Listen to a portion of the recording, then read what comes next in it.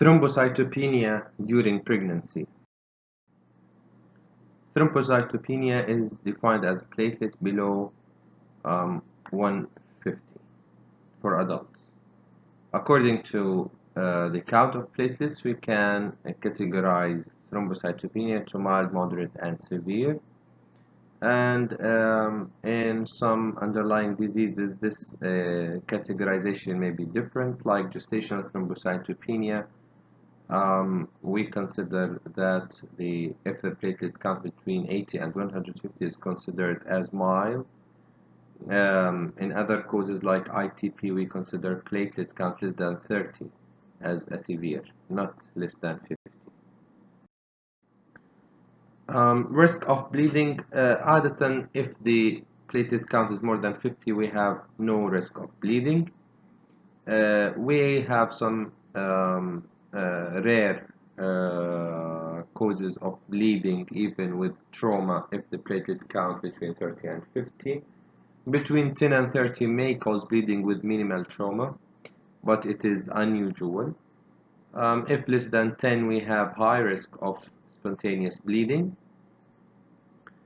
Bleeding risk is also dependent on whether other parts of the hemostatic process are involved, like coagulation disorder and abnormalities in liver, the underlying systemic effects of sepsis, cancer, inflammation, or associated immunologic process that can directly injure the microvasculature comprising two interjunctional endothelial integrity.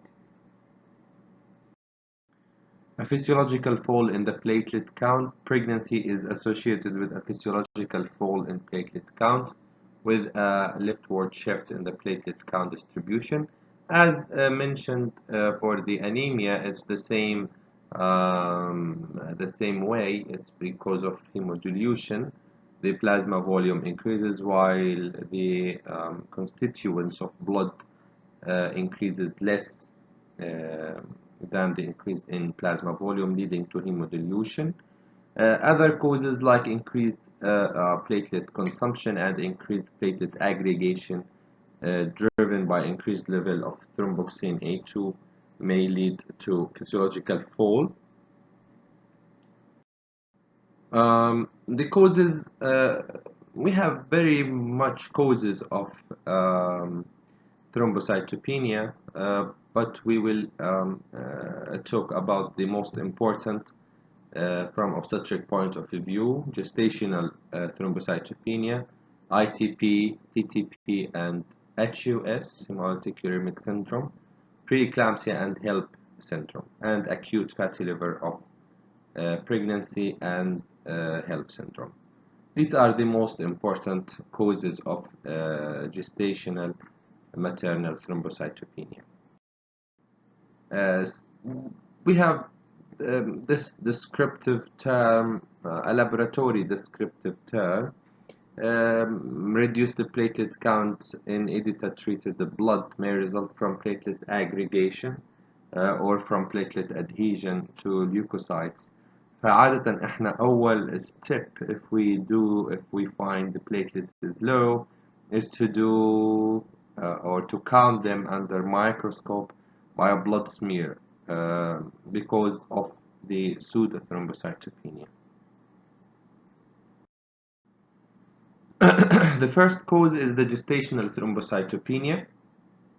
It is mild, usually platelets is more than 70, common up to 8% of all pregnancies, accounts for more than 70% of cases with thrombocytopenia in pregnancy, asymptomatic, especially in the third trimester.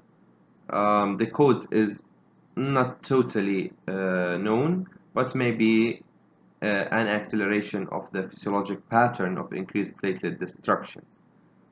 So it is, let's say, exaggerated physiological process. It is a diagnosis of exclusion. Women with this diagnosis are healthy, not at risk of fetal thrombocytopenia, or bleeding complications, and have no history of autoimmune thrombocytopenia before. Platelet counts return to normal after delivery within a period of 12 weeks. It can be difficult to distinguish gestational thrombocytopenia from other autoimmune or other autoimmune cases if thrombocytopenia is found late in pregnancy and counts are more than 70. GTP is the most likely diagnosis. Then, in some cases we cannot differentiate it, but if in the early pregnancy the platelet count was normal, and incidentally in the third trimester we found it less than 150 but over 70, and previously the patient is healthy or the pregnant lady is healthy, and we have, as we said, a previous normal reading in early pregnancy, so the gestational thrombocytopenia is most likely to be the diagnosis.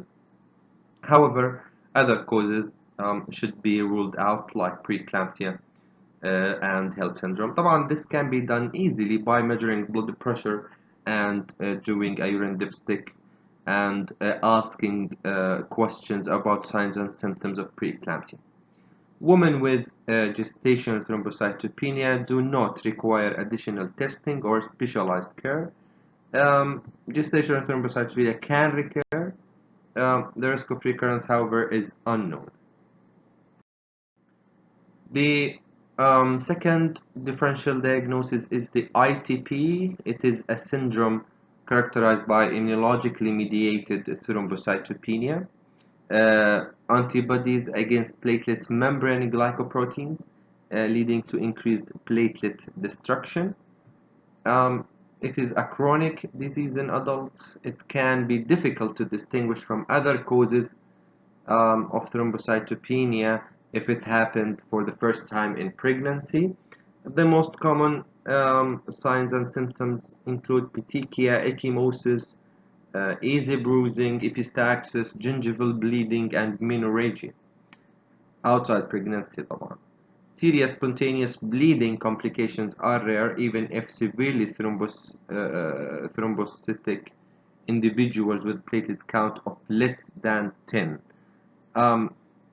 Risk of spontaneous bleeding happen, let's say, below 30, and it's very much high below 10.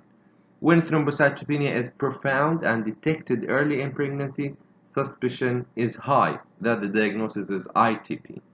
It's often coexists with pregnancy because the disease usually presents in the second to third decade of life and has a female preponderance of 3 to 1. We have a very few or a few diagnostic tests that are useful in the evaluation of ITP. One of them is the complete blood count, where we find a thrombocytopenia. We may find pancytopenia. The peripheral smear may show an increased proportion of slightly enlarged platelets. Bone marrow biopsy is sometimes helpful. It may reveal increased numbers of immature megakaryocytes and inadequate platelet production may be excluded if we do the bone marrow. The focus of maternal therapy is to avoid the bleeding complications associated with severe thrombocytopenia because labor and delivery pose a substantial risk of bleeding. Most authorities recommend more aggressive medical therapy for women in the late second or third trimesters. Current recommendations about ITP in pregnancy is largely from expert opinion. We have, let's say, a shortage in evidence-based medicine regarding this. If the platelet count is more than 50 and the patient is asymptomatic, no need for treatment. In the first and second trimester, asymptomatic, less even between 30 and 50, we don't treat. Between 30 and 50 in the third trimester, we have a controversial opinions about whether to treat or not. So Treatment is considered appropriate if the count is less than 10 at any age, at any gestational age, between 10 and 30 in the second and third trimester, and between 10 and 30 with bleeding at any gestational age.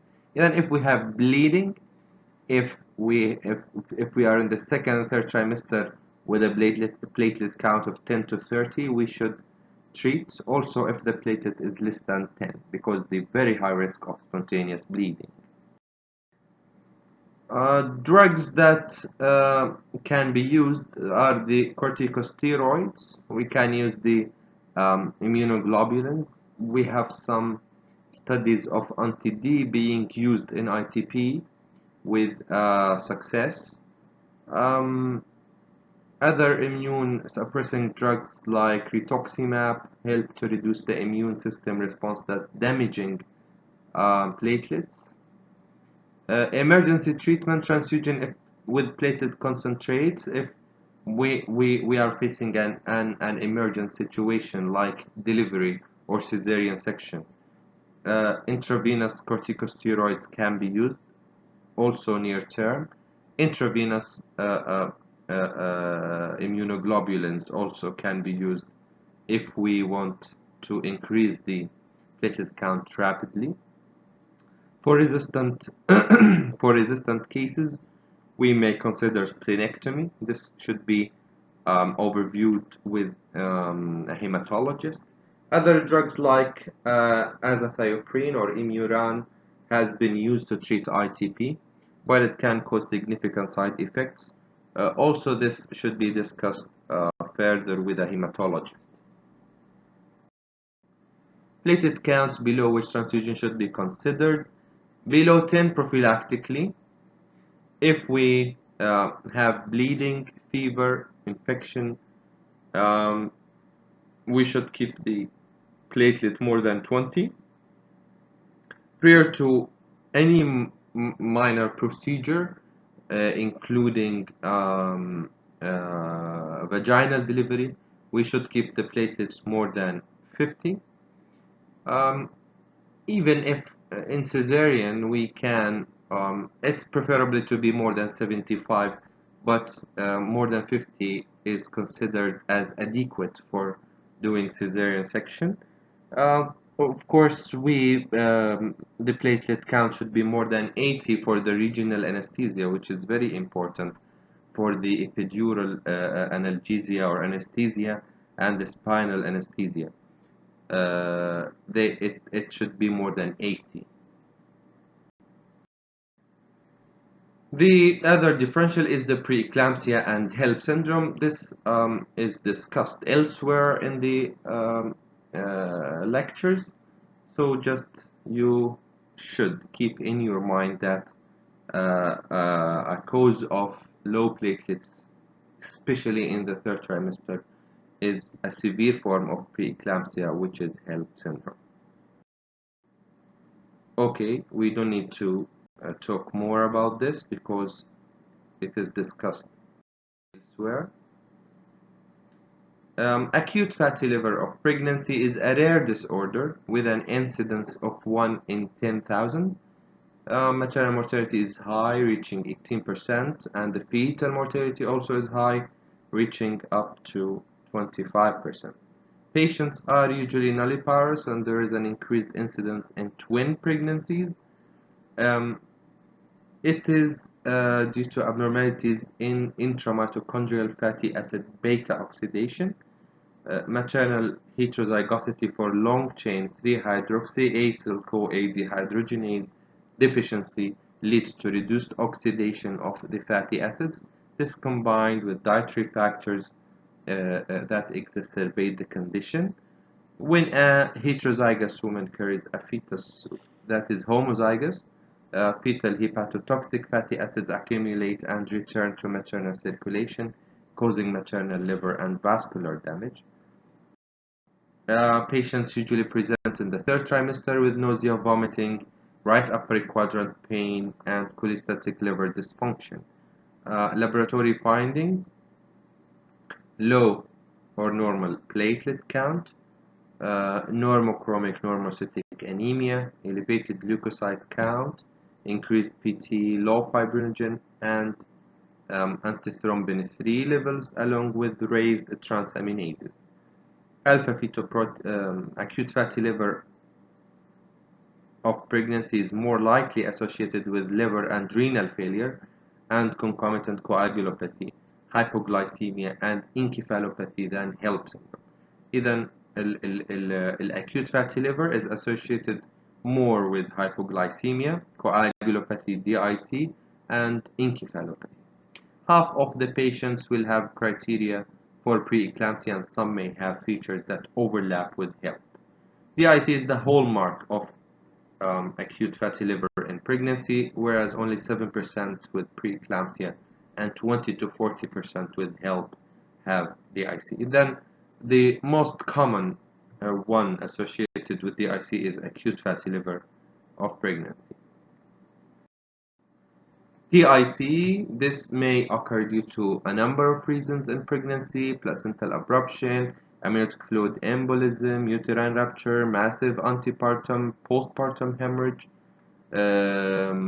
due to profound activation of the coagulation system due to rapid release of tissue factor-rich material into the maternal circulation, leading to consumption of the coagulation factors.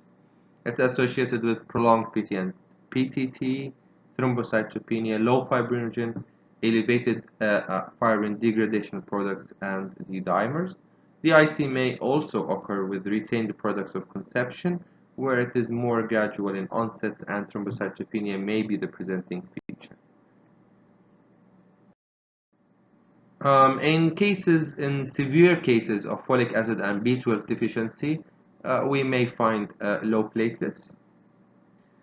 However, it is rare to find this in clinical practice. TTP is another differential of low platelets, typically occurred in the third trimester due to antibody to the protease enzyme of von Willebrand factor, causing intravascular platelet agglutination and the precipitation of microangiopathic hemolytic anemia.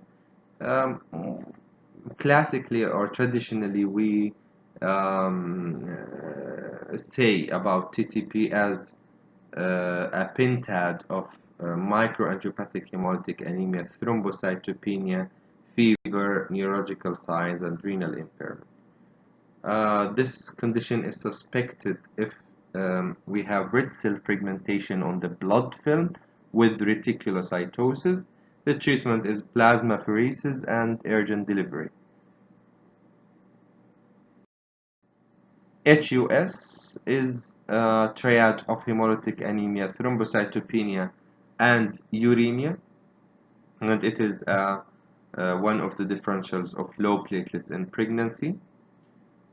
The ITP, TTP, and HUS have, especially the TTP and HUS, have very similar clinical picture. So in this condition, we always consult a hematologist in order to help us in doing the correct diagnosis and correct management. This is a summary of the causes here and in the next slide.